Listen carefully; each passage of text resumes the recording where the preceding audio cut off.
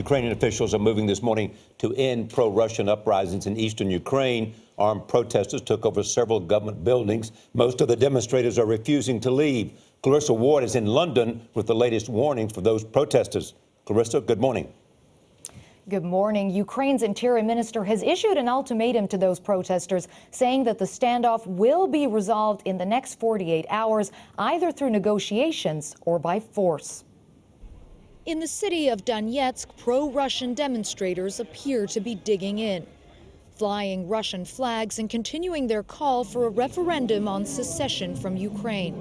Ukrainian security forces yesterday managed to retake control of a government building in the city of Kharkiv, detaining some 70 people in the operation.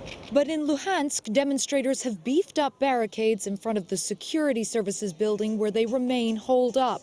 The men, who have been stockpiling weapons, have threatened that any attempt to storm their sit-in will be met with force. As the standoff in eastern Ukraine continues, the diplomatic war of words has escalated. Yesterday, Secretary of State John Kerry accused the Russians of deliberately provoking the situation. No one should be fooled, and believe me, no one is fooled, by what could potentially be a contrived pretext for military intervention, just as we saw in Crimea.